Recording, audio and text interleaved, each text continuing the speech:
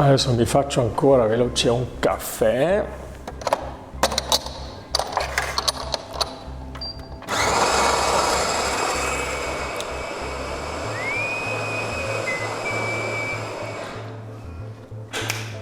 Hello! Just make me a nice coffee. It's Saturday morning. I woke up early, had my morning runs. What's up with the coffee machine? It's the new one. Is thinking by itself.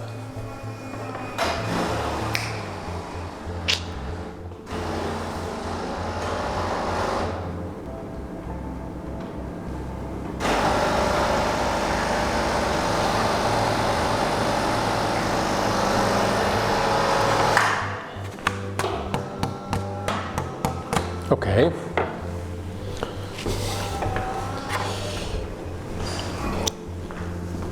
Very good. So let's get started for today, right? So this here is my working bench. This is my paradise. Usually it's even messier than this, but I was cleaning up. I'm here working on a 7/8 cello. Yeah, today we make a movie here in the workshop, okay?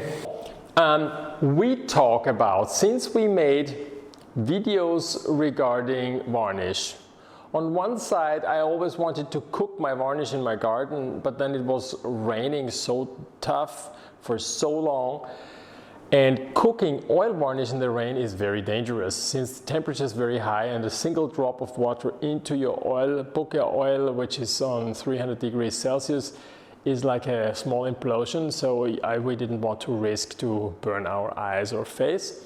So then at a certain point, just to satisfy the desire of getting something to varnish for you, I had the idea, since we also use a Spirit Varnish for other kinds of instruments, not for my master instruments, that we just prepare a Spirit Varnish where I know that it works since I'm using it for many years and I elaborated this varnish. And then immediately the first comment on my Spirit Varnish preparation video, somebody made a comment where I understood, oh, Edgar, you have to clean up this matter about the oil and spirit alcohol varnish, okay? So, we have two different types of varnish. Spirit Varnish. So when you see in a workshop a lot of jars, mainly they're Spirit Varnish because the volume itself of the varnish is much more, because most of it will evaporate. Okay, evaporating is just like washing clothes. Now, most of you in America, at least, they all have a dryer, but years ago, let's say, or here in Europe, still very common, you have like a rope, and you also put the violins to dry. This is a violin, okay? So the wind is blowing, the spirit, the solvent of the varnish is evaporating and goes up into the skies and makes nice clouds. Huh? Okay, in this case of the violins, it's alcohol in the clouds, but it's evaporating. This is the clue of the thing. So a Spirit Varnish doesn't matter if you leave a little bit in the jar, as long as you close the jar, it's all fine, okay? This is the point. So the Spirit Varnish evaporates and is drying because of evaporation. The oil varnish is completely different. Spirit and oil, okay? The oil varnish, you have a not saturated oil, which is boiled. Or boiled. Actually, it doesn't boil. It's not like boiling water. It's just, it has to be heated up over 300 degrees, 300, 320, 330. It's not so important, believe me, that you're there risking the thermometer inside the oil and stuff like this. You just heat it up and you will see that it's like when you make French fries, usually you go to a McDonald's, but if you make it yourself, you hear like this oil, you can tell, wow, it's really hot. That's exactly the temperature what we in violin making or for oil varnish cooking consider boiling the oil, okay? So no need to really boil, okay? It just has to be heated up for 5-10 minutes on a temperature over 300 degrees. And then this process launched the process of polymerization. And polymerization is a very nice word, is equivalent to the evaporation of the spirit varnish. And the polymerization is caused by UV light, the sun, very easy to say, sun, and air, oxygen, and that's it, okay? So certainly if it's warm, it's better. It's like an electric car with a warmer temperature, it works better. Same with the linseed oil varnish, it dries with 20 degrees Celsius. It dries better than with if it's ice cold around 0 degrees Celsius, okay? Oil varnish is drying, which is the wrong word. This is a wrong word. Oil varnish never dries. Oil varnish polymerizes, okay? So only because of the nice sun, this is it. So even if you have now an oil varnish which doesn't work, keep it. In a few years it will work, okay? Or just heat it up for 10 minutes over 300 degrees, and then it will start working. And by the time you finish the varnish, it is a great varnish, okay? So this is one thing and another. So when we have now two different systems of varnish, now to store the spirit varnish in a jar, and here's an oil varnish jar, and we close it, okay. The spirit varnish, you can leave only a little bit inside.